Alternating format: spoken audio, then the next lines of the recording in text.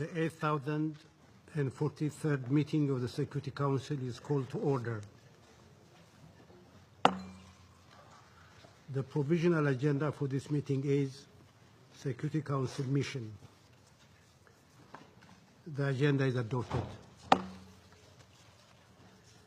The Security Council will now begin its consideration of item 2 of the agenda. At this meeting, the Security Council will hear a briefing by the lead of the Security Council mission to Ethiopia, namely Ethiopia. I shall now make a statement in my capacity as the representative of Ethiopia.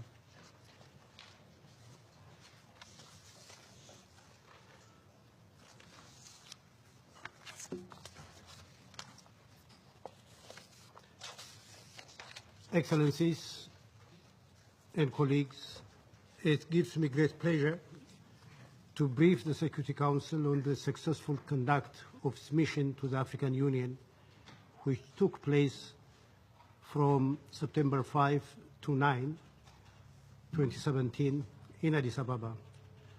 Allow me to take this opportunity to extend my thanks to Under-Secretary General Haile Mokorios, the Special Representative of the Secretary General to the African Union, and the UN Secretariat for their full support and assistance during the preparation and holding of the Council's visit to Addis Ababa.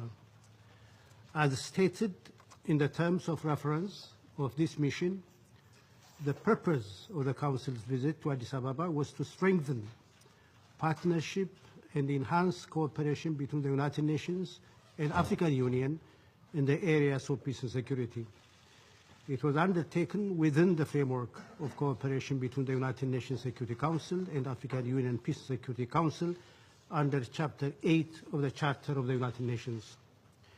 During the delegation's stay in Addis Ababa, members of the Security Council made and held discussions with the AU Peace and Security Council for the 11th Joint Annual Consultative Meeting, which took place on September 8th.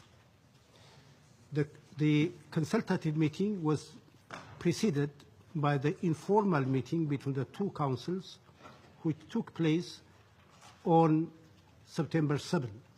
Both meetings were co-chaired by the chairperson of the AU Peace and Security Council and permanent representative Botswana to the African Union, and myself.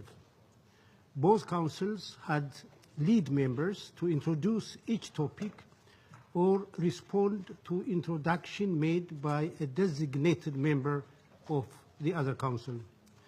Both the informal meeting of the 11th Joint Consultative Meeting provided an opportunity for the two councils to engage, to exchange views on matters related to peace and security in Africa.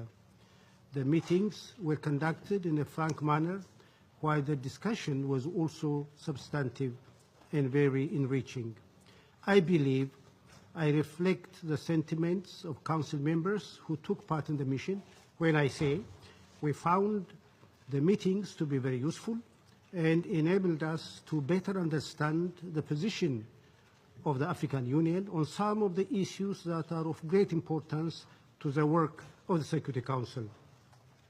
During the informal meeting, the two councils held discussions on three thematic issues, namely partnership between the UN and AU, funding for African peace and security activities, and post-conflict peace building.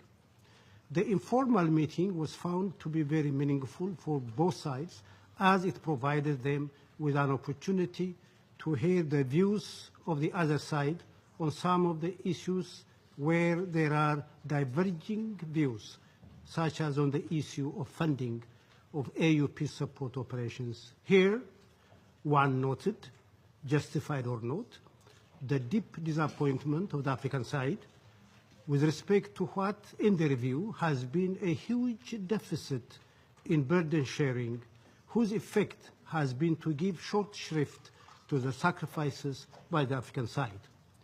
This was also stressed in a notably passionate manner by the AU Commissioner for Peace and Security.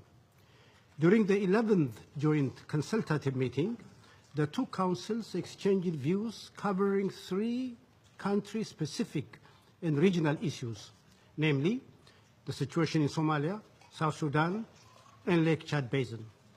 The discussion demonstrated that there are many points of convergence between the two councils, especially on most aspects of situations of South Sudan and some of the issues concerning Somalia and Lake Chad Basin. On South Sudan, both councils expressed their concern on the continued violence and suffering of the South Sudanese people, urged parties to the conflict to respect the ceasefire and implement the 2015 agreement, commended the leading role played by IGAD to help stabilize the country, and expressed support, including for IGAD's latest initiative to revitalize the 2015 peace agreement, underlined that there is no military solution to the problems in South Sudan, and urged parties to commit to the peaceful dialogue while also calling for urgent deployment of RPF. On the Lake Chad Basin, the two councils stressed the need to address the underlying cause of the conflict in the sub-region, including challenges resulting from climate change, underdevelopment, and unemployment, among others, recognized the regional dimension of the security threats and their cross-cutting nature, and called for an integrated approach, commended the crucial role being played by the multinational Joint Task Force and the resulting progress achieved thus far in fighting Boko Haram. On Somalia, both councils recognized the key role played by AMISOM in degrading the capability of Al-Shabaab, underlined the importance of supporting the capacity of Somali National Army so that it could take over from AMISOM, called for concerted efforts among the UN, AU, and sub-regional countries to help address the fragile situation and bring lasting solution to Somalia. The meeting that members of the Security Council had with the Prime Minister of Ethiopia, His Excellency Haile Mariam Desalegn, and senior officials of the African Union Commission were also extremely useful. The Prime Minister briefed Council members on the latest developments on the peace and security issues in the Horn of Africa, and exchange of views were held on situations including Somalia and South Sudan. Finally, I would like to raise a point about the outcome of the joint consultative meeting.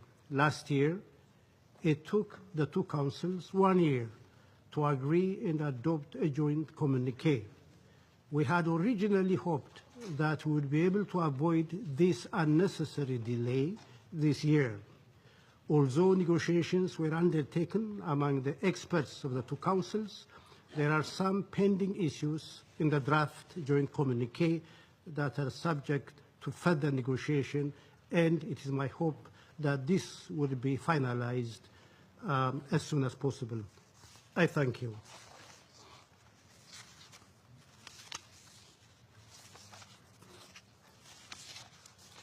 I resume my function as President of the Council. On behalf of the Council, I would like to express appreciation to all of the members of the Security Council and the Secretariat who participated in the mission for the manner in which they discharged their important responsibilities. There are no more names inscribed on the list of speakers. The meeting is adjourned.